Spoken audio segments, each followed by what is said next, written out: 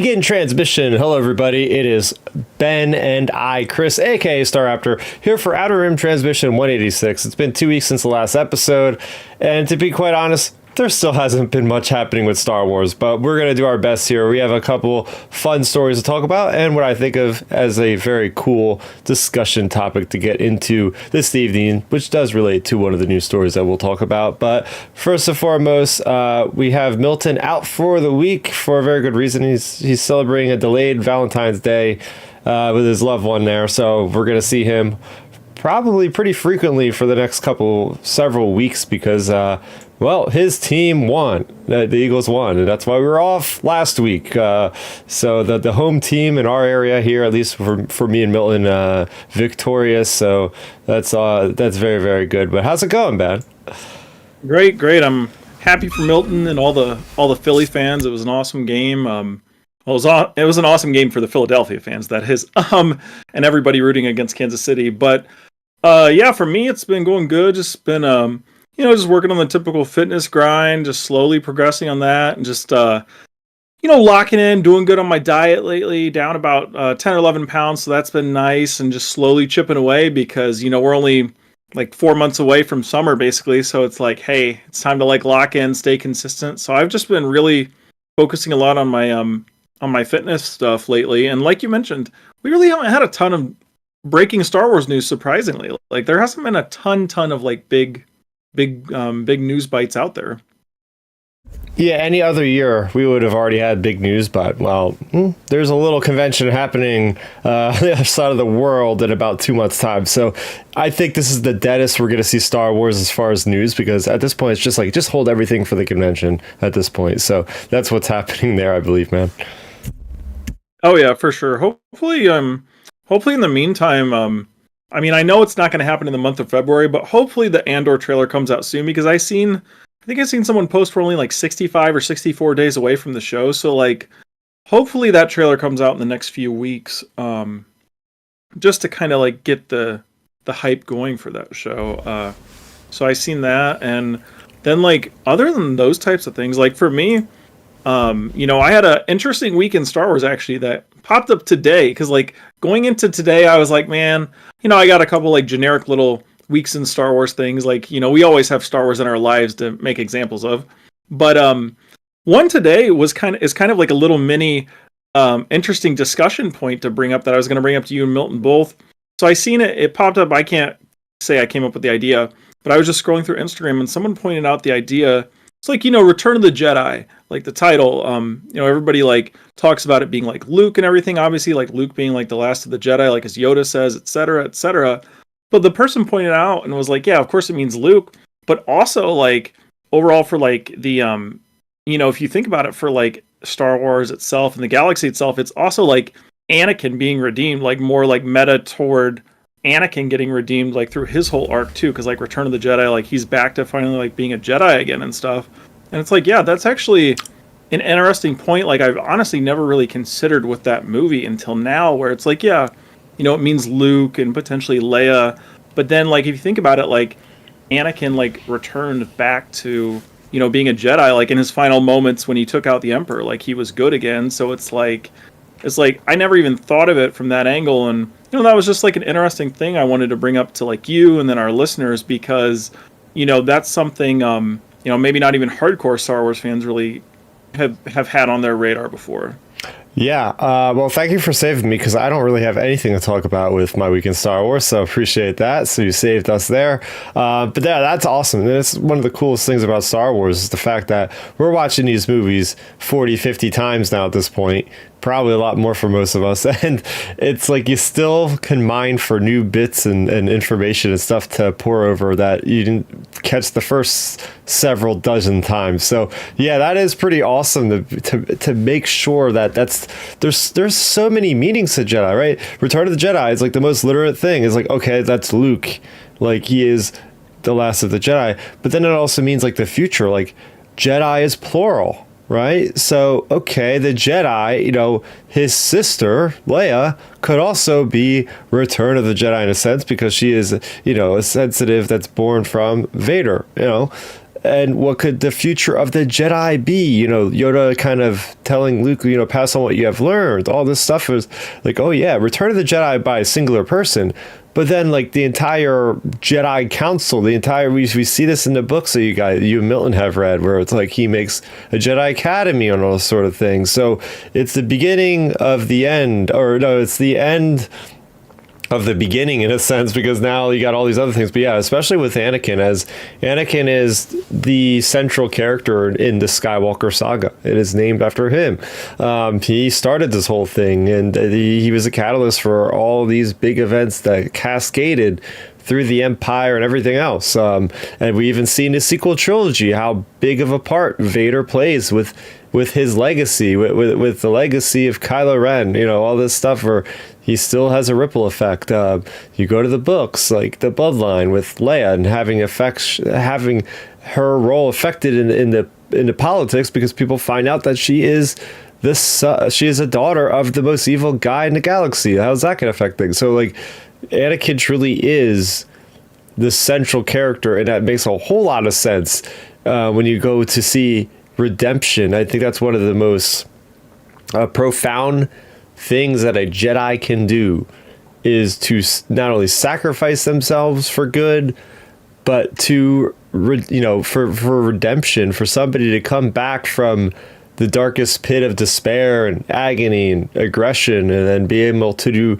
something good. So yeah, that's a great call, man. Oh yeah, I saw that, and it was just scrolling through Instagram, eating dinner, and it popped up, and I was like, dang, that's really, really, really cool. I never thought of the title in that way, because like you said, I've thought about it in all those other ways, like with Leia or the future Jedi or whatever, but I never really considered Anakin until that moment. I was like, man, I guess that does like also hint at or point at Anakin as well. So I thought that was a really cool little bit for my week in Star Wars. And then, since you didn't have a week in Star Wars, I'll throw another little interesting one out there for you, since I seen people bring this up. I seen people bring it up on Twitter. I seen Star Wars Meg did a video about it a day or two ago, I believe.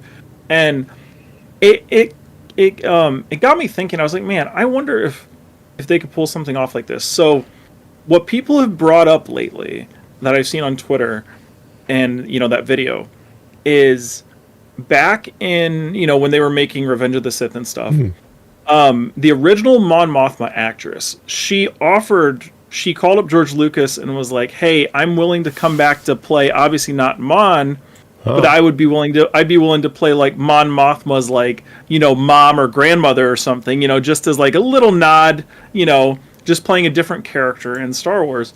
And like, I've seen people bring that back up, that she mentioned that years ago. And like Meg brought it up in her video, and other folks have talked about it on Twitter as well. Like, man, it'd be interesting if they would like slip in the original Mon Mothma actress into like Andor, if they do like a flashback with Mon, when she's younger or anything, because as like even her grandmother, because like the woman, the original actress is 92 years old. She's still alive right now, actually. Wow. And it'd be cool, like if they would, obviously that's just like a pie in the sky, throw a dart at the wall, but like we've seen actors like do other roles in Star Wars, like Andy Serkis notably. So like, I don't know, I think it'd be a cool little just nod if they would do something like that. Just throw her in there in like a flashback for one sequence, like just as her grandma or something. Oh, yeah. I seen that idea.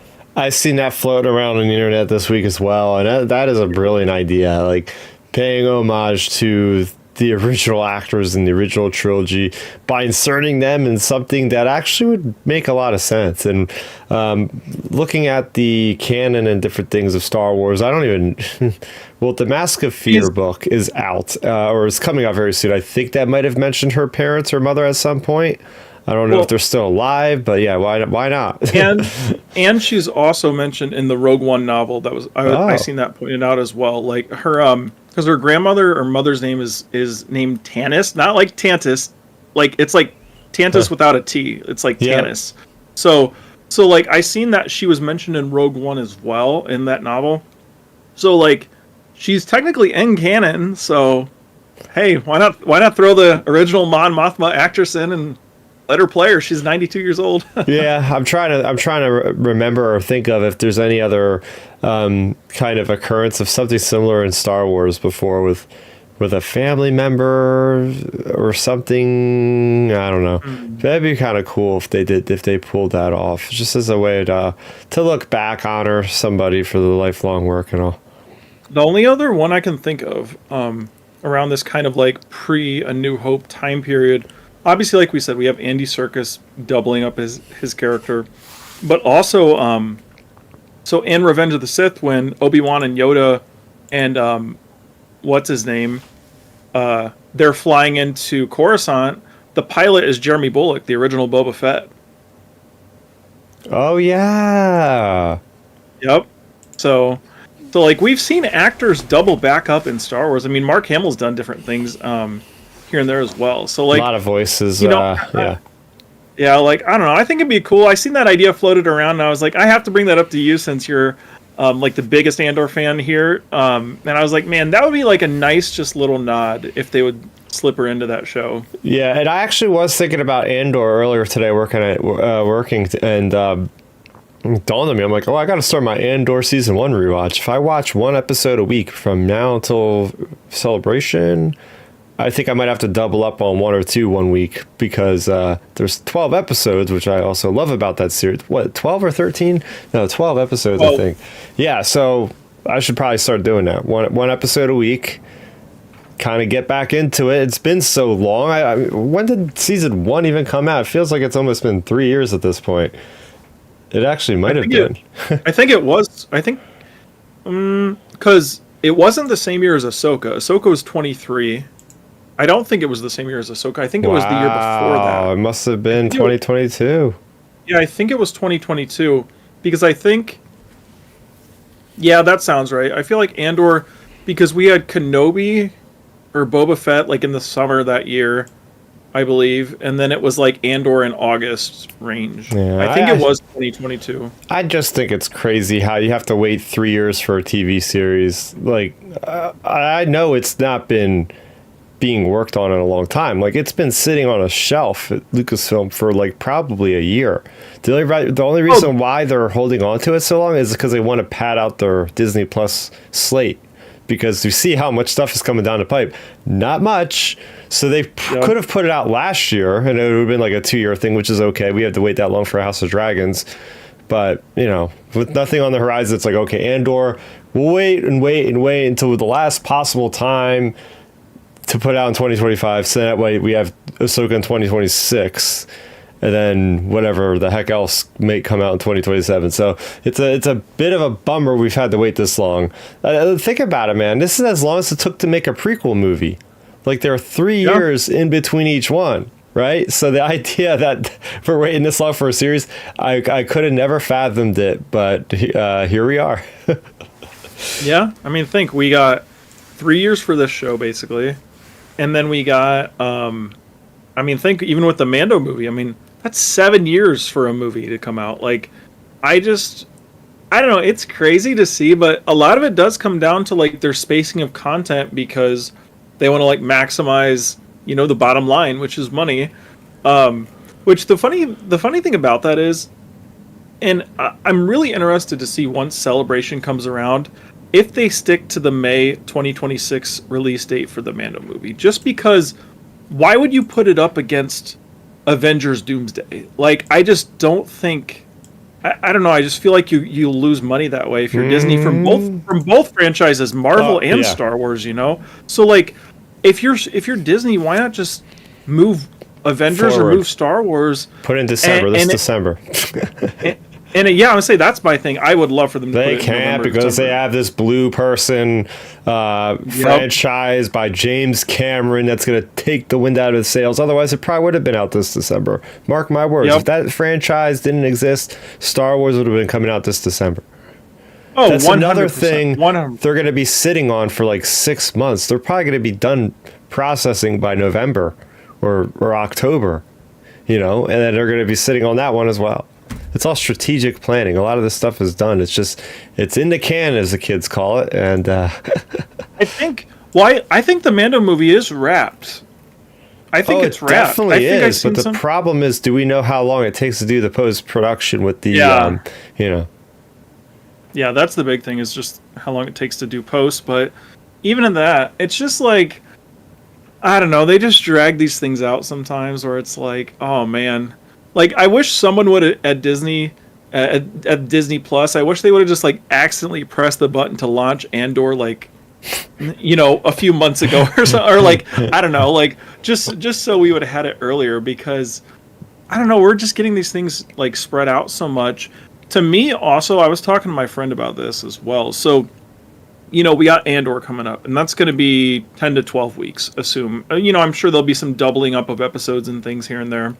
But, you know, we'll have 10 to 12 weeks of Andor, so that'll put us into like early July, late June, early July range, which to me, that gives you enough room to potentially drop an animated show toward the back part of this year, like October, November range. So maybe we get that next big animated show, whatever the next, like, you know, whatever the Rebels big show, like multi-season show is going to be.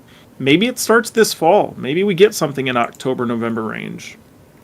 Yeah, I sure as heck hope so, because I was really expecting to get something announced by now. Again, at this point, just hold it for Celebration, make it have a big bang. Heck, if it's gonna be a Celebration, show us a damn trailer. Just do a full reveal, announcement, title, and trailer. There we go. Yeah, that would be nice. I don't know. I feel like, I don't know, Celebration, it should be interesting, and I'm sure we'll do like a whole big preview. Oh, we will. What we want. We will. I'm just waiting for the panel schedule to come out. I mean, we're about 2 months out from the convention now, so within the next month, I can probably tell you that they'll have the panel schedule out. And I loved how they did it last time for, I think it was London. Yeah, it had to have been London. Yeah, exactly. Because they just snuck in there, like they're not expecting the fandom to go nuts on the panel schedule. No big theatrics. They're just like Tales of the Jedi, and everybody's like, wait, what? It's like Tales of the Jedi screening. Join us for their new animated series. It's like there was no StarWars.com article. There was no Star Wars show emergency broadcast on YouTube saying there's a new show by Dave Filoni or somebody. It was just a footnote in a panel schedule that I just scrolled through on my phone. Like, and they never acknowledged it at all up into the lead up of the convention. Like, we didn't know what the heck it was until I was sitting in that theater.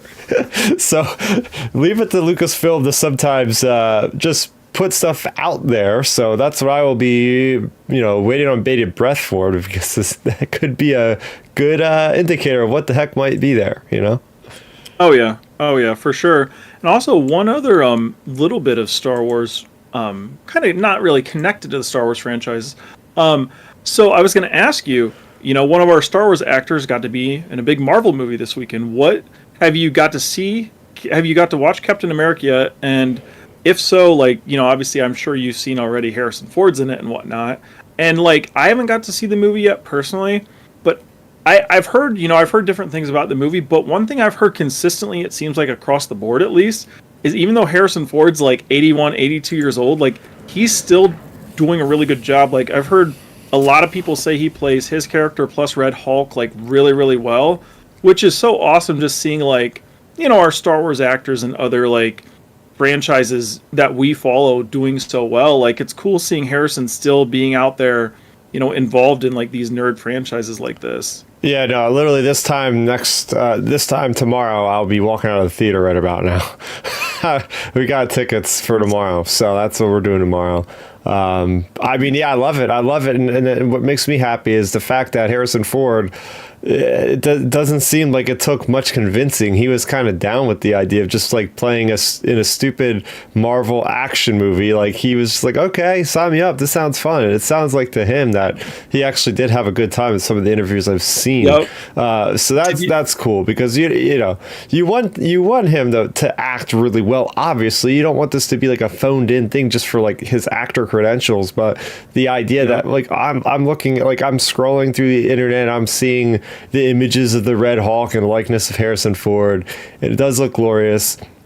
I mean, from early impressions, one of the biggest gripes with the movie is the fact that they revealed the Red Hulk in the trailers. Like apparently it's a big like running up to plot line in the movie. Yep. It's like it's spoiled by like months ago. So I don't know what happened there, but other than that, I mean, I'm excited to see him in other things, right? Like it's great seeing him in Indiana Jones. I'm trying to think of what else he was in recently. I think he's more in TV right now in that Shrinking show on Apple TV, I believe. But I think that's what he's most recently in. Otherwise, Shrinking, and then he starred in 1923, the Yellowstone, and he was excellent in that. Like, if anyone, of course, our podcast crosses over with like Indiana Jones and all that. Like, if anyone ever gets a chance to watch 1923, I always recommend it if you're an Indiana Jones fan, because like he's playing that kind of like role.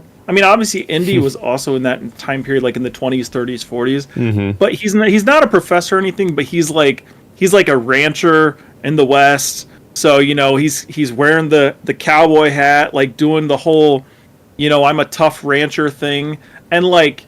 It's kind of like, if you squint a little, it feels kind of like you're watching like an Indiana Jones day in the life of Indy if he was like a rancher type person. Like it's a really good show. But yeah, I mean it's really cool seeing Harrison Ford being involved in so many different things, and like in one of the interviews I seen him talking about, like, when he first got into acting, like he wasn't really like, he was so surprised about like where it took him going from American Graffiti and stuff to Star Wars. Like he talked about, getting casted in A New Hope and stuff. And, like they were like in one of the interviews I seen, they were talking to him about like how like, he's became pretty much one of the wealthiest actors in history. And like, he was talking how like he wasn't ever expecting anything like that. And that's why like, he told Collider when he was getting interviewed by Frosty from them, he was joking around because Frosty was like, oh, you're like up there in age and stuff, and like, how do you like get so motivated to like put on this like goofy Red Hulk CG thing or whatever? And he's like, hey, it's the easy way to get motivated is with a nice payday.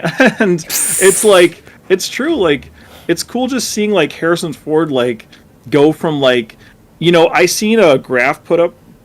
It was like his estimated pay for like, his Hollywood for his projects. And like American Graffiti was like 10 grand. A New Hope was like 40 or 50. Empire was like 100K. Return of the Jedi was like his big payday. That was like 500. And then it just went up, and scaled up from there.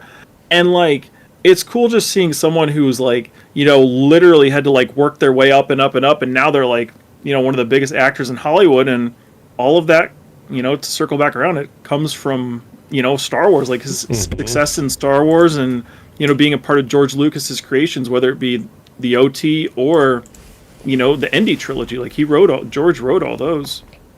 Oh yeah. I got one. I got my week in Star Wars from last weekend. I was watching Labyrinth with the family, and George Lucas's name popped up on the screen. I went, I did the classic meme of the popcorn pointing at the screen, Leonardo DiCaprio. It was like, oh my gosh, I forgot. And it was Stan Winston, and it was Yoda's actor. My gosh, why am I blank? Frank Oz. Frank Oz. Frank Oz. Yeah, I haven't seen that movie in a long time. Dude, it was all the classic filmmakers on that movie. Fantastic stuff. So there you go. I pulled one out in the end. All right, nice. So we're going to get out to our show proper. For those of you that are new to the channel, welcome. We do this show every week. We do this show around 7 o'clock Eastern time, Sundays, and you could also watch it after the fact on youtube.com/StarRaptor if you're not already on the channel. If you're listening, you can watch us, or if you're wanting to listen to us, you can listen to us out of room transmission on any podcast streaming app of your choice. Apparently, I've gotten rusty over 2 weeks of just not doing the show. So there you go. We are going to dive into some things that came out. So this week we had, hold on to your butts for this one. This is a long title. Let me see if I can get this in one breath here. For comic book releases, we had Star Wars Hyperspace Stories, The Bad Batch, Ghost Agents, issue number 1. There's like 4 titles in that whole thing. It's crazy. It's a really good issue. And we're going to get into Bad Batch later in this show, actually, very, very soon. We also had the High Republic Adventures issue number 15. So me and Matthew, we are back on the Tractor Beam show over on the Star Wars Underworld YouTube channel, breaking those down. We do that every Wednesday at 9 p.m. Eastern time. So speaking of Bad Batch, there's been a bit of a resurgence with the Bad Batch recently because our first news story of the week this comes to us officially from StarWars.com, and as there is a brand new Bad Batch novel called Sanctuary, and it's been the worst kept secret. Apparently this leaked on some like website, book selling website, literally months ago, so it's just a matter of time as when are we going to get this officially announced. And well, we have. This is taking place basically around the time of season 2 of the Bad Batch on the island of Pabu.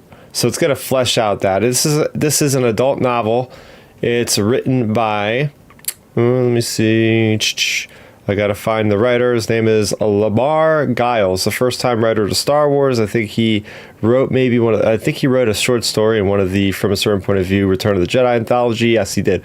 20 and Out. Let's see. So this is basically what the book's about. So it's kind of season 2 era.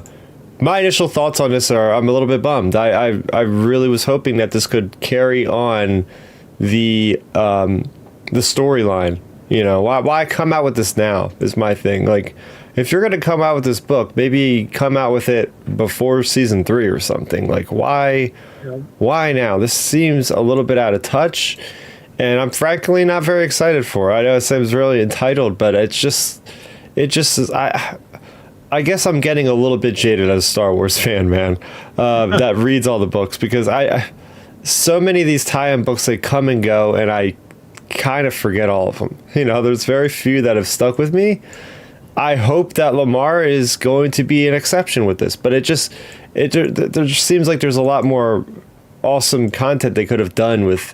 Maybe do it before they meet Omega, which is exactly what the comic book is doing. I love what the comic book is doing, because the comic is these 4 guys, Crosshair, Tech, Hunter, and Wrecker, before they meet Omega, before they have Echo on the team, doing missions for Mace Windu in the Clone Wars. That's cool. That's different. That's new. That's original. We haven't seen anything like that before. But with this, it's like, okay, how much can they actually add to the Bad Batch's story with this side mission? You know what I mean? I don't know if you have any input on this. Yeah, I mean, it's when I looked into it myself personally, because I seen it pop up on social media, it's just really odd timing. Like you said, to me, I thought this should have been released right after season 2. Honestly, like when season 2 ended, you should have given it the week to breathe, and then announced, hey, here's our companion book to, let you know what's happening with these characters right after season 2 or something. Because it's just kind of like, now it's just like, I mean, to me, honestly, and especially since it's like an adult novel, not just like a young adult novel or whatever, if this would have came out right after season 2, I probably would have gotten it or something. Because, like the adult novels, like, they always...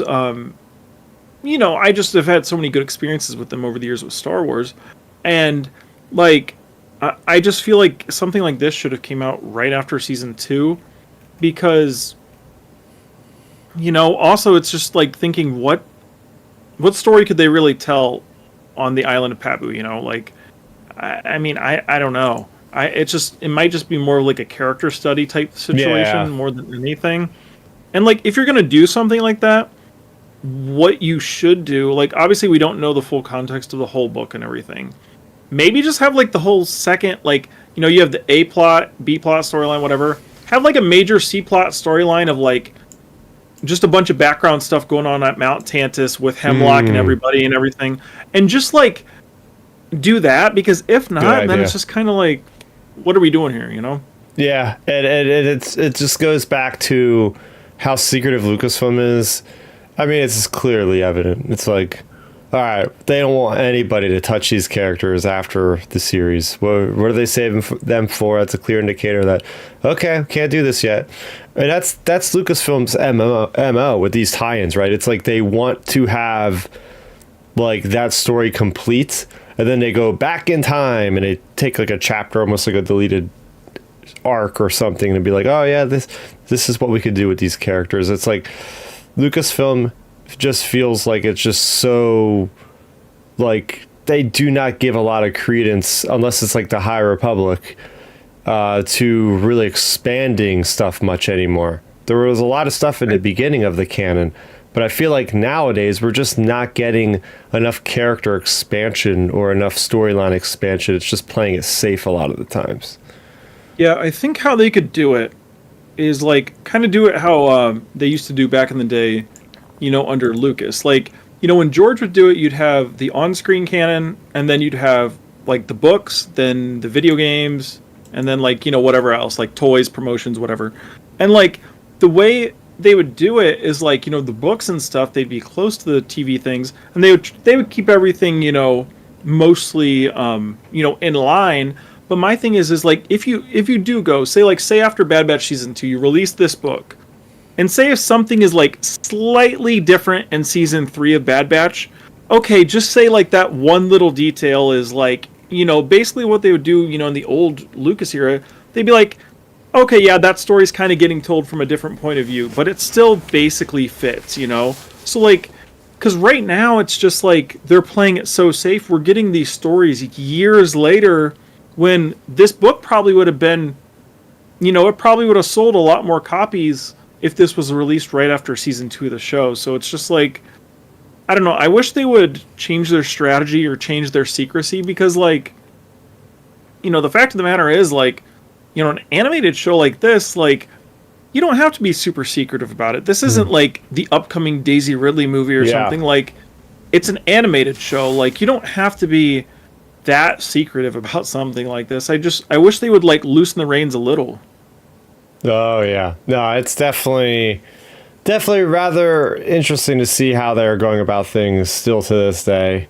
I thought by now they would have let up a little bit. We'll see. I don't know how these books are selling anymore, really. I haven't, to be honest, I haven't seen a best-selling Star Wars book in a long time.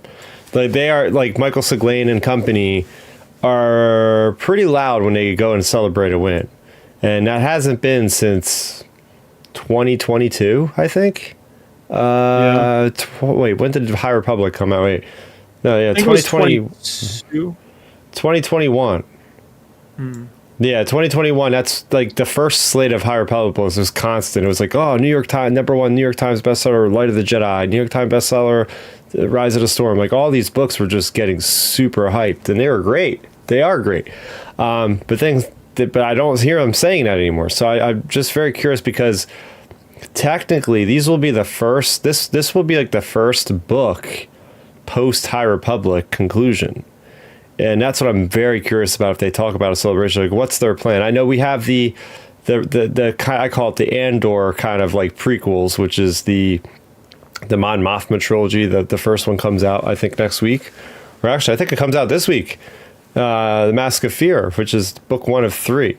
So we know we're getting that trilogy, but what's their long game with their next initiative? Or are we going to get that announced? Or is it going to come out within a year of High Republic? Or are they going to just do more like one-shot books like this? You know what I mean? Just like, okay, let's do a character study on this animated series. Let's do a character study on this character. So, yeah, I would also like to know their strategy, because, I don't know. I just feel like the hype has died down on some of the books lately.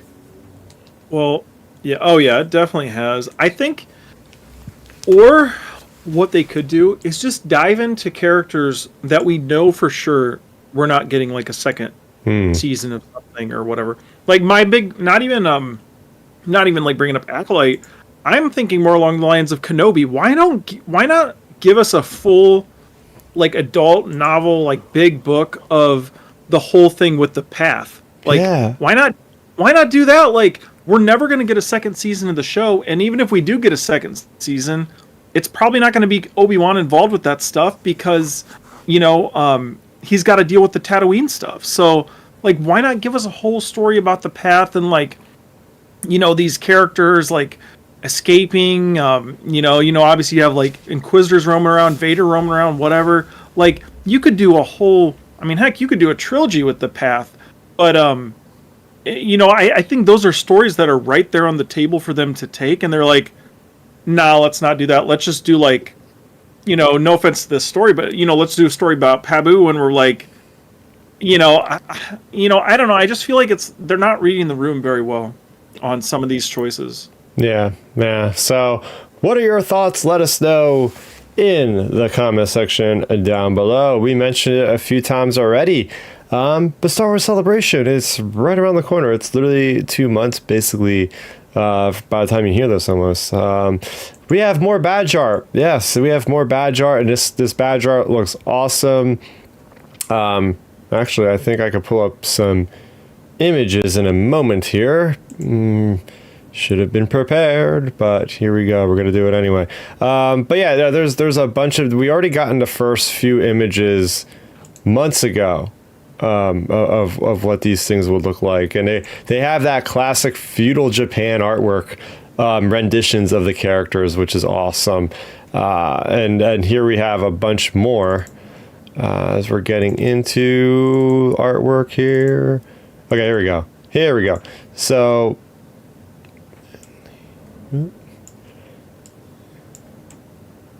we got Andor.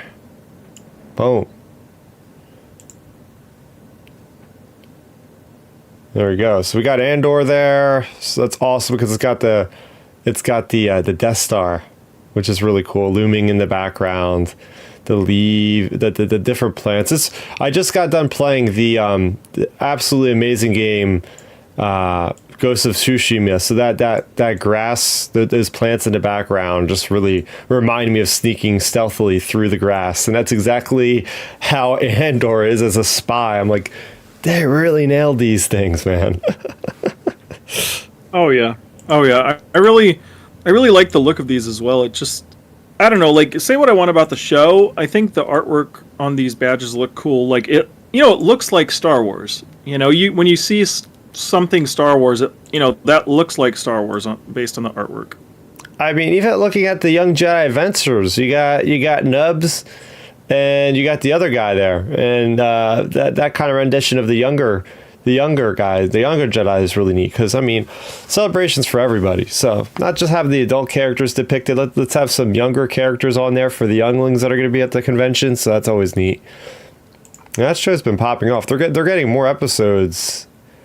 I didn't put this in the notes, but they're getting more episodes. I think next month. This is pretty sick too, with Kylo Ren, Rey teaming up. I love the look of Kylo's lightsaber too. It looks like it's almost the sword on fire, which is the unstable nature of his kyber crystal. Oh yeah, it makes me wonder, with them having that badge, does that mean we're gonna get a nice panel talking about Daisy's upcoming projects? Oh, this version of Leia is so beautiful. I absolutely love it. Just the rendition of her classic white garb from A New Hope, but with that kind of vibe where it's almost like a kimono. The women wear there. It's really, really neat. Oh yeah, that looks really cool. Spoke about her a lot today. We got Mon Mothma also looking regal as heck. I know Milton would really like this one. He's a big fan of Mon Mothma. Oh yeah, her character is always really, really good. I mean, I always thought she was a nice side character. Like, she brought some good gravitas to the scene of, from Return of the Jedi, the whole Death Star scene in that movie. Mm-hmm. And again, this is always so awkward, man. This is always so awkward when Disney's the one that canceled this show, and yet they still put out stuff to promote the show. It's like, what do you say to... Anytime an Acolyte character shows up in a comic book cover or anything, I'm just like, what are we doing here? It's just like... It's interesting. Yeah. I mean, it's part of Star Wars, but it's still awkward, Yeah, it is. It's... I mean, they gotta promote something, and like some of those actors or people involved with the show, I'm sure, are going to be there. So, you got to give it some spotlight. But maybe we do get a book announcement there, Chris, of like them saying, "Hey, we're going to continue the Acolyte story in a 3-part book thing." Yeah. Hey. You're setting yourself up for some heat from the fans. you're if you're Lucasfilm, you're stepping into like the den of lions by if you go to a panel and you say anything about like Manny Jacinto on the panel, you know you're going to get people booing the hell out of Lucasfilm, like in that crowd. But then again, this is in Japan, and they have a lot more honor than the people of America do, so maybe not so much. But there'll be a couple people from around the world probably going boo, or I get you. I bet you there's people going to be chanting "Renew the Acolyte" like constantly to uproar. It's going to be this awkward thing of the PR people going, "Oh shoot, how do we clamp down on this?" Because it's going to happen. Yeah. Oh yeah. Like with all these shows, it's crazy because like you're gonna have that. You're gonna have people there like that in person.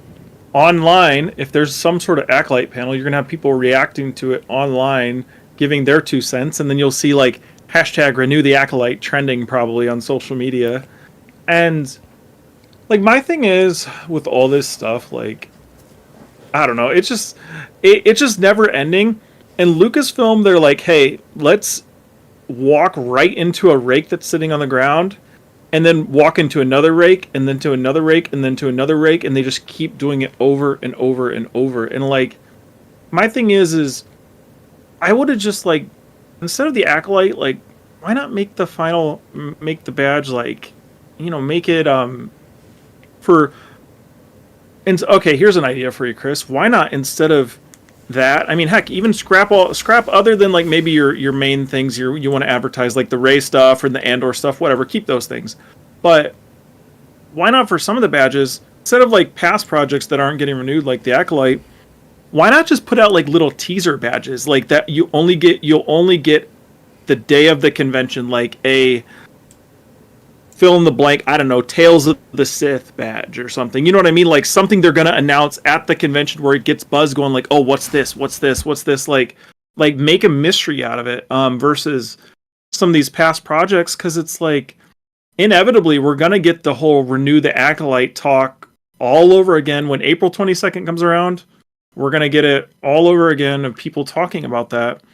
And it's just like, I don't know. I feel like if we're gonna renew that show, we just need to renew like Boba Fett. We need to renew Kenobi, because those shows got like 10 times the amount of views that show did. And like, I don't know. It's tricky when it comes to that show.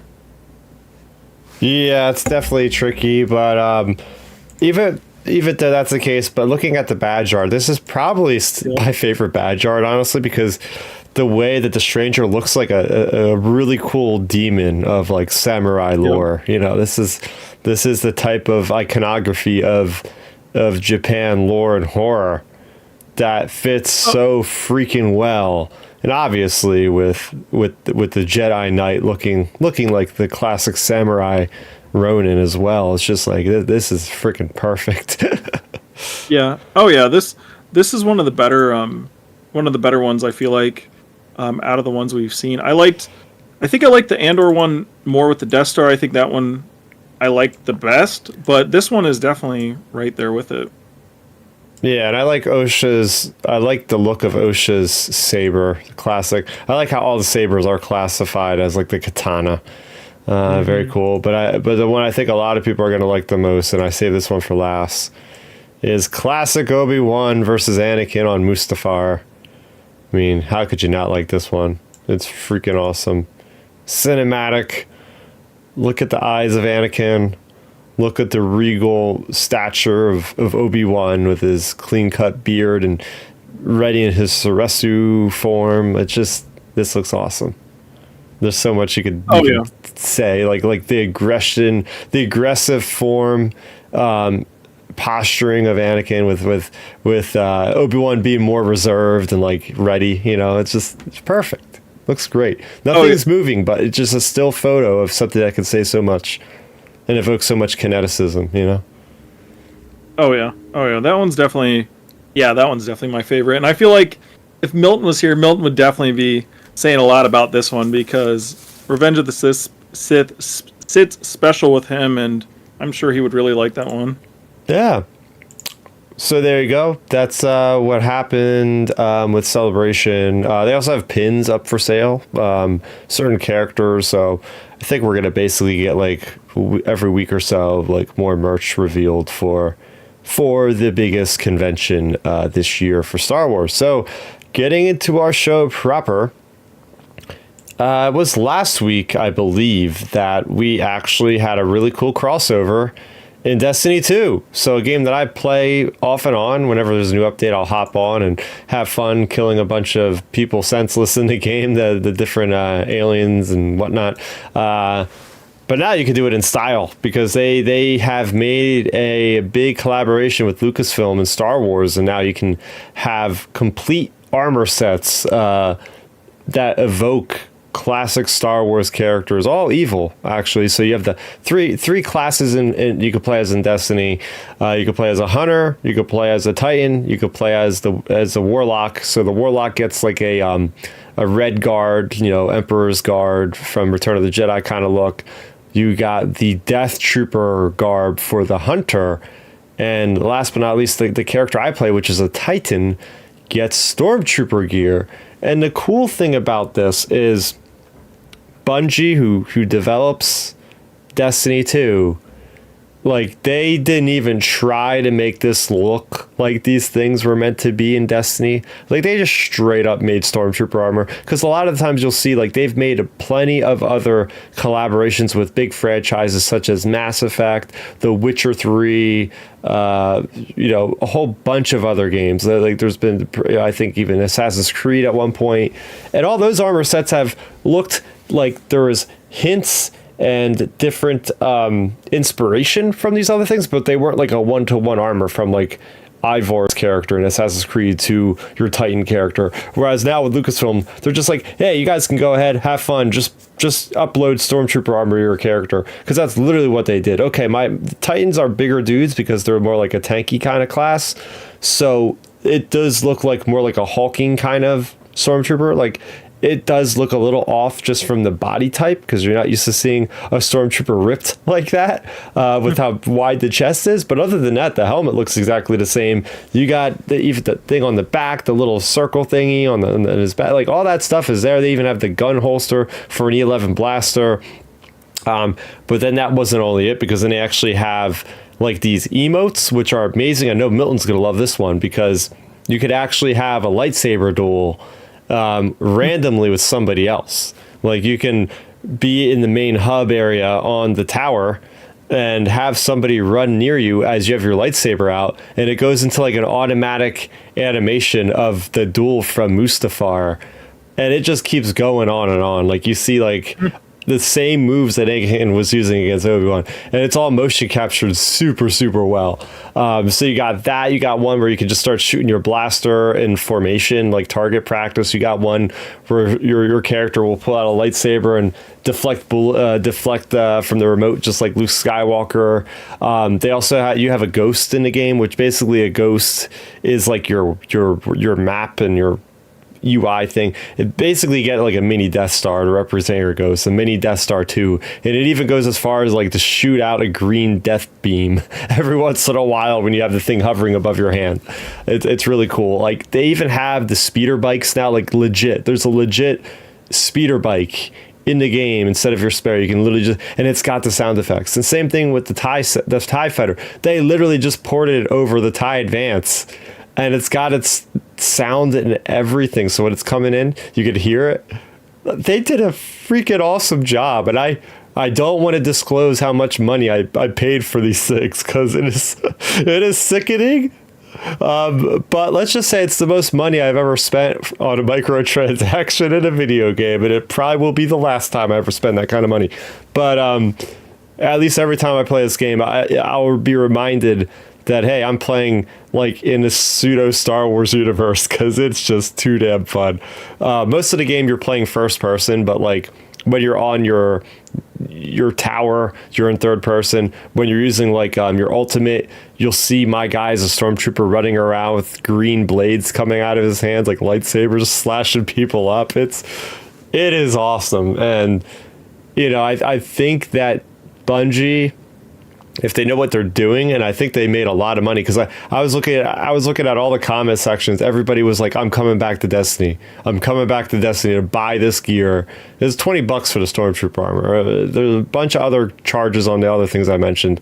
So yeah, $20 for a skin is kind of average now. So Fortnite, I think they're like usually 10 or 20. But I mean, this is just awesome because while there isn't any like missions per se that like have anything to do with Star Wars, it's just the aesthetic choice of the way you customize your character to feel like you are part of Star Wars, which is the cool thing. Because I feel like years ago, Lucasfilm would not do any of this stuff. They would be like, nope, we're not collaborating because it ruins canon. It takes people out of the experience to see a stormtrooper running around in a place that's not a galaxy far, far away. But now it's interesting because that's where we're going to, bring this discussion into a wider array with hence the title name of, hey, there's been other instances of Lucasfilm partnering up with other video games to have Star Wars things and nods in those games. So yeah, I'll open it to you. I know you've probably seen some of these things, but as far as Destiny 2 is concerned, what do you think about some of these armor sets and all?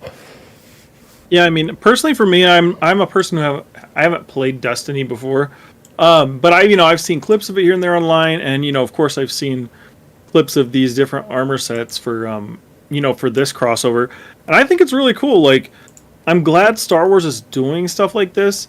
Just because, Destiny is a popular franchise, so it's like, of course, why not cross over with them on things? Like, to me, that harkens back when they used to do crossovers with the fast food chains, like Taco Bell during Phantom Menace, or Burger King during Revenge of the Sith. Like things like that. Like, it doesn't break canon to market your brand. Like, and to me, this is just marketing Star Wars more. Like, potentially, what if you have a Destiny fan that's not a Star Wars fan, and then they see these Star Wars characters in Destiny, and they're like, oh, let me go and check out what Stormtroopers or Death Troopers look like in Star Wars, and then they get hooked. So I think it's just smart marketing, and it's smart money making as well, because microtransactions are like how games make money nowadays for these multiplayer online experiences. Like, of course, you have your big successes like the Jedi franchise, but games are microtransactions nowadays. Like I play Madden, and a big part of that microtransactions, packs. Like, you have that in every game. So for Star Wars to kind of get into that business and do it in a right way, not Battlefront 2 style, but to do it a right way, I really think this was smart of them to cross over with Destiny like this. Yeah, so I want to go over a couple other games that have done it. I think the biggest one we can think of, and I know you agree with this one, is Lego Star Wars. Star Wars. Oh, I think Lego's one for sure I wanted to bring up, and we'll get into that. But I think there is a bigger one, actually. Really?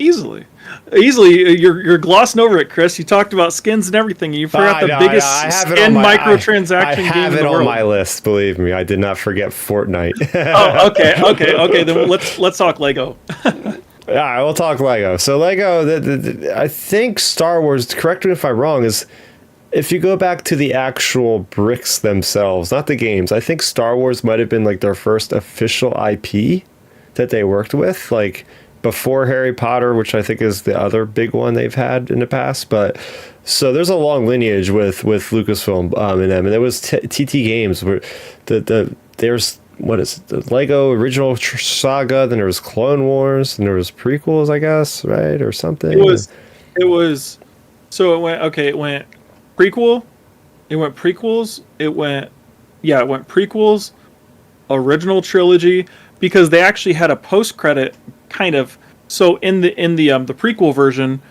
if you 100% of the game, you unlocked a door that gave you the first mission of the original trilogy game, which was your the Leia Tantive 4 sequence. Oh. And then so that was always such a cool thing, because you got to play that entire mission clear up to when the droids shoot out of the escape pods, and then the game cuts. But and then you got the original trilogy.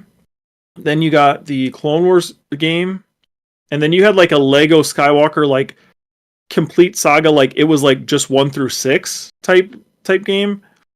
And then I think there was another one, And then I don't know, there have been so many Star Wars Lego games. I feel like I can't think of them all off the top of my head, but those are the main ones like I played back in the day until, the newest Skywalker saga came out with all 9 movies. Yeah, so I mean, there's no other game on my list that I could think of where there was two entities working on Star Wars at the same time, right? But I mean, Skywalker Saga was one of my favorite games of the year it came out, and I know it was being worked on for a long time, but it was the amalgamation of everything, right? The cool fact that you are being able to collect all these cool Lego characters, but you're able to interact with blasters shooting bricks, making these noises, and it was just a very good synergy between the brands. Oh yeah. Oh yeah, I think that's one of the best parts about the Lego games. It's like, you know, you you really get that full Lego experience. Like as a Lego fan growing up my whole life, like, my earliest Lego memories are from like, that 1996 to 99 range where it was all the Lego Star Wars models in the stores and stuff. And then, to see them come out, it was like perfect timing for me as a kid because when the first Lego game came out, that was like 2005, and you have that out. I was like 9 years old, and that game, like you said, you're interacting with the Legos. Even so, like in that original game, it was cool. So when you would collect mini kits back then, for like Star Wars Lego, like in real life, there were these like little ships. They were like $10. You could buy like a little version of like the Jedi Starfighter and stuff. Well, in the game, so when you would complete a mission like 100%, like say the opening sequence mission of Revenge of the Sith, you would unlock Anakin's Starfighter little mini kit version. And what they would do actually in the original game is like the mini kits would be parked outside Dex's diner like they were cars in the parking lot. So you could see your progress. So like for example, say if you only did 80% of that original opening of Revenge of the Sith, Anakin's ship would be like 80% built and it'd be missing a wing or something. Like it'd be missing the final couple pieces. So like, that game like really connected with like the products at the time as well. And like you said, even with the newest game, it's cool just seeing like the interaction between the bricks and things. I mean, heck, the new game even has Easter eggs in it. Like in a few of the missions, I think it's in Bespin. You can like you knock over crates and you can look in and see like they have the old Lego games in the crates in the new Skywalker Saga game, which is cool. So like it's just cool getting like those crossovers with this brand. Yeah, so you gotta love it. We could do an entire episode on Lego Star Wars, and I think we probably have at one point. With 186 episodes under our belts, I think at one point we definitely reviewed that game to a certain degree. But before we get to the Fortnite of it all, there's one game that you might have played, maybe you forgot about it, but it was a big part of my life for seemed at least a month or two, was Angry Birds Star Wars. Angry Birds was, I feel like that was at the beginning stage of smartphones. Like it was one of the first big games. This is like previous to Fortnite, right? Like the idea that Angry Birds was a game you could just play on your work break and you're just slingshotting birds to get these pig guys. And in the Star Wars version, which they just Star Wars'd everything up.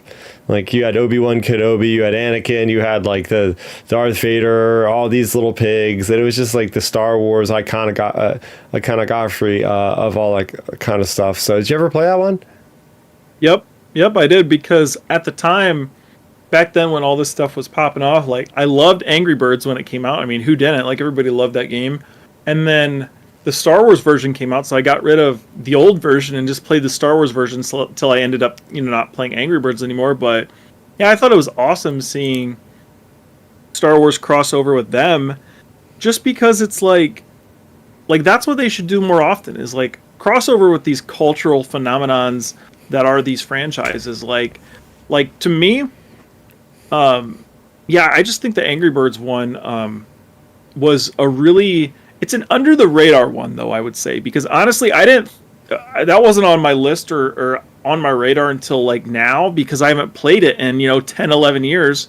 But I played that game so much back then, and it's like we had a lot of fond memories with those games.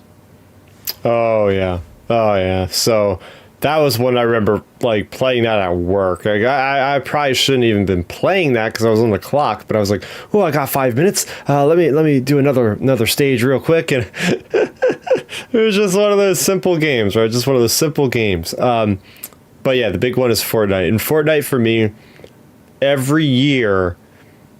And this is not even going back to the Star Wars event. There's big history with Star Wars and Fortnite because I remember also being at work when there was this big event going on with J.J. Abrams appearing in Fortnite to introduce Star Wars: The Rise of Skywalker.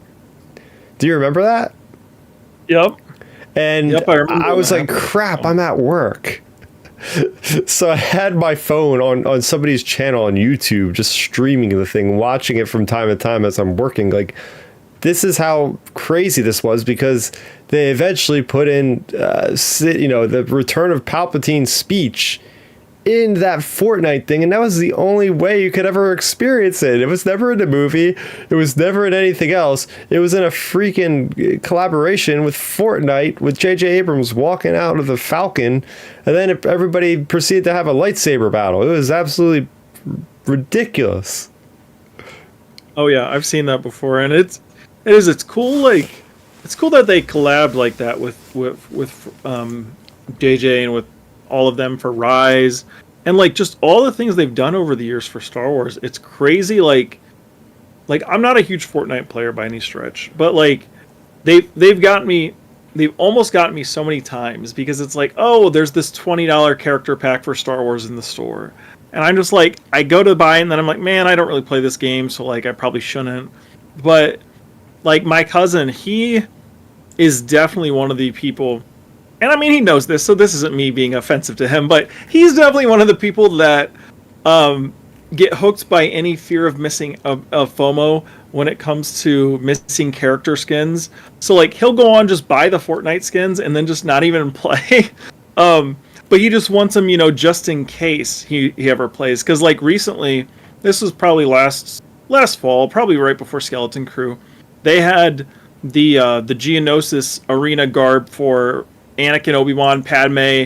There was a couple droids, and like C-3PO as a droid or whatever. And he went and bought that for $20 because he's like, dude, that's one of my favorite scenes in Star Wars, yada yada. And like and it's cool because he said like even the Padme character, they actually added the little claw marks from the Nexu or whatever on her character, so you actually see those. So like it's cool just seeing all the different collabs, and of course you've seen plenty of stuff they've done with like Mando and Grogu over the years. Yeah, and even with every year they just one up themselves because last year they introduced Lego Star Wars inside Fortnite, bringing it around full circle.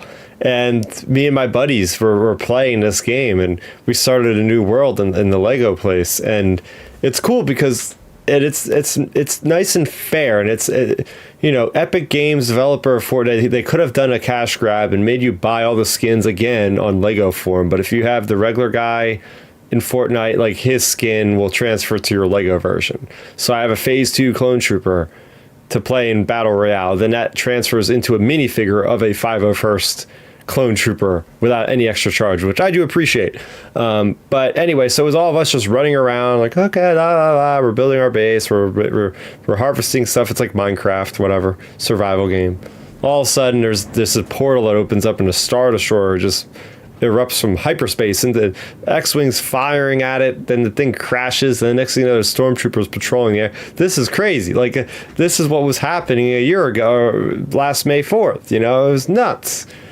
And even if you go into the regular Battle Royale mode, this previous year, they had, stormtroopers running around like NPCs that you would kill. You can get their E11 blaster rifles. Then you could find the lightsabers. You could find Chewbacca, like NPC, fighting against these stormtroopers, and you can get his bowcaster, and it just would like decimate people. So Fortnite has always done a really good job with not only adding amazing skins, because I've gotten plenty of them, but integrating Star Wars elements into the actual gameplay, which is not something we see in Destiny or some of these other smaller collaborations, Oh yeah, for sure. I that's one thing I always like again, like I said, I'm not a Fortnite player, but that's one thing I appreciate, I guess I would say, about that franchise is like they do so many nice crossovers. And it's good that they keep up with like what's going on like in culture, with all of our like nerd culture, for example. And like when I'd be willing to bet when we get, I mean, it wouldn't surprise me like when Andor comes out, maybe we get like a Cassian, and a couple stormtroopers and maybe Krennic or something. I don't know. Like maybe they do something like that because like Fortnite's always keeping up with like the latest and greatest whatever's going on right now. Yeah, it's good that they could tap in, because really all this stuff that we're talking about is in service to the idea that Lucasfilm could have been making 100% of this money if they would have just kept Battlefront 2 going. Yep. Now they have Easily. now they have to give whatever set amount percentage of the stuff to the games and only get a fraction of it because they don't have their own game built up from the ground up to do that. And they had that and they canceled it. And I'll never get over that. But that's basically how it goes out. Yeah, just imagine this for Battlefront 2. Like imagine if it was still going and over these past few years we would have gotten like crossovers with like like a DLC thing with like Thrawn and Ezra and all those characters and like, or even, I mean, heck, even Acolyte. Like imagine a Plagueis dropping into Battlefront 2 or something. Like, you got so many things they could do with it, and they just kind of floundered that whole game, really. But I was going to ask you, as we're like going through our list here, I'm not sure. Do you have any other games that you want to bring up or crossovers? That's the only ones I could think of right now. Okay. Well, so that's a perfect transition to what I was going to bring up to like toward the end of this discussion. What franchises would you like to see Star Wars crossover with that they haven't done before? That is a very, very good question.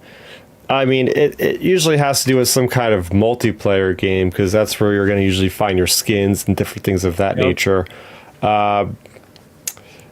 It's hard to think. It's hard to think about, honestly, because a lot of the games I play, they're not going to even try to put Star Wars in them. I will say one funny thing that is not official. There's a game that Bethesda made called Starfield, which is basically the Elder Scrolls or Fallout in space, and there's incredible mods of people completely modifying that game to have Star Wars characters, like high fidelity stormtroopers, Mandalorians, everything else running around in the Star Wars in Starfield's universe, the Star Wars characters, NPCs, everything, and you can get the mods, and it's like it's illegal to get the mods, but Lucasfilm doesn't talk about it. But that's one thing I think you've probably seen on different social media. Yep, I've seen that one. I've seen a lot of that when people were really modding it up. Like I've seen so many clips of it. For me though, I think I know it would never happen, but I would love it for their multiplayer mode. Just imagine if Halo introduced Star Wars skins where you would be getting this super realistic like Mando skin or something, or that could work. Like imagine, or go back to our old days. Like what if they dropped in, even forget like Mandalorian or stuff like that. What if for Halo, what if they would drop in like skins where you could get the original Republic Commando Squad skin when you go into like multiplayer for Halo? Like how awesome would that be? Like I would love a Halo crossover with Star Wars for multiplayer like that. Yeah, I could see that. I could see actually a game like from Ubisoft called For Honored, which is a game where it's like a melee-based game, a lot of swords, a lot of shields. It's got different factions. Like you have like entire teams just called like the samurais versus the whatever the Chinese warriors are called versus the Vikings. Like they have basically different factions, and you can select characters from each faction of a historical warriors class. So I can see them just doing something with Jedi. Just put Jedi in there. You know, you have your guy with your double-bladed lightsaber. You can have your twin sabers. You can have your single-blade lightsaber. And that could actually work really well now that I think about it. Oh, yeah. Also, speaking of melee combat, that reminds me, I know Star Wars has crossed over with the Mortal Kombat games before as well. That's one to give a shout because like I played some of those back in the day. It's whatever one I remember seeing, like there was a cover with Yoda on it. No, I don't think it's Mortal Kombat. I think you're thinking about Soul Calibur. Oh, Soul Calibur, that's what it is. Soul Calibur. That's the game I played back in the day. Yeah. Same. I remember playing that one. Same. Each platform had their own specific character. It was Yoda, Vader, and was it one other one maybe, or maybe just them two? It was Yoda, Vader, and I can't think of it. But yeah, I'm pretty sure there was 3. But yeah, I played the one with Yoda on it. I remember that. Yeah, I could see Mortal Kombat putting them in because I've been looking at Mortal Kombat. I think it's called Mortal Kombat 1 now. They put in such crazy characters like Fortnite. Like they put in Terminator. They put in Homelander from The Boys. They put in, I think, it's crazy. Oh, Aaron Daly said they put Star Killer in with Soul Calibur. I think she's replying. Oh, dang. Maybe she said Star Killer. I'm not sure. But yeah, I mean, any fighting game is a given because a lot of these fighting games, they don't give a crap about the story really. It's just like, let's just throw in these fun characters with these good movesets, you know? Yeah, here's one for you and even Aaron Daly and anyone listening. How about this? I would personally love Star Wars to cross over with Super Smash Brothers. Give us the Star Wars characters in that Nintendo animation style. I mean, just drop them in there. Like, you know, you could do so many like cool little brawling things. Because like, look at like Nintendo. You know, when you play as like Ash or something, you know, he throws out his Pokeballs and like Charizard comes out or whatever. Like, imagine Star Wars. Like, you could do so many things with Star Wars if they would do a crossover with Smash Brothers. And that game, I don't know. Like, to me, Smash Brothers was one of my favorite games growing up, just because, you know, it's what everybody did when we'd all hang out and whatnot, and like, it's a classic game, and I would love to see Star Wars crossover with them. Oh, I spent a countless night back in, I guess I was in middle school playing Super Smash Brothers Melee, just playing the same game over and over and again to unlock all the characters. But yeah, I mean, even go back to Marvel vs. Capcom, a classic fighting game. I think that was the late 90s, early to late 90s of literally all of Capcom characters, like I think Street Fighter and stuff, versus like Captain America and stuff.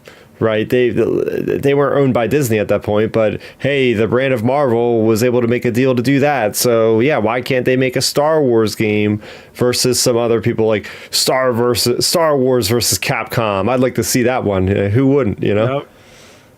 Oh yeah, I would love for them to cross over that way, just because, like, you know, these story games are a lot of fun, like Jedi and Force Unleashed and whatever, but it really is a lot of fun when you get these crossovers of these big franchises, because it's, you know, it's like what we do in our free time. Like when you're a kid growing up, you're like, oh hey, you know, I have a raptor who's like attacking my Darth Vader figure or something, you know, like, you know, you have these sorts of things. So it's cool, just like, you know, when video games get those crossover opportunities, it's always neat when they can capitalize on it and do it well.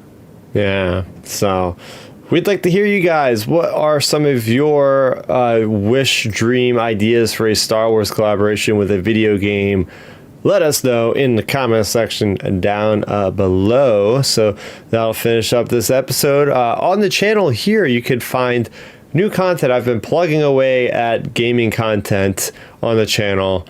Appreciate everybody that's been watching those. I've been having a lot of fun diving into one of my other passions, and that's video games, hence this title. I just put up my 10 most anticipated games of 2025 so far. So go ahead and check that out. I appreciate that. But yeah, so you can find that here on the channel. And like I said before, you can follow us any kind of podcast streaming app of your choice, Apple Music, Spotify. Give us a review, give us a rating on anything, including YouTube. Hit that thumbs up, subscribe to the channel, as everybody says. But Ben, where can the people find you? What are you going to be talking about around these days? Yeah, I mean, you can find me at Real Ben Maynard on X and Instagram. I'm always on there just talking. I mean, now that football's done and now that we're in kind of like the dead zone building up to Andor, probably just going to be talking fitness and then reacting to whatever little bits of Star Wars news and rumors are out there. And then you can find Milton at MiltonWeber7 on Twitter or Milton7Weber on Instagram. He's always on there just posting like life updates and things like that. And yeah, so it's always a good time on there. And also just to give a shout, I'm sure people have seen interesting Star Wars rumors out there, but make sure you guys always check the sources of where some of these rumors come from. And I'll just leave it at that. There we go. So for Milton, for Ben, for I, Chris, aka Star After, thanks everybody for watching. This has been Outer Rim Transmission. May the Force be with you always. End transmission.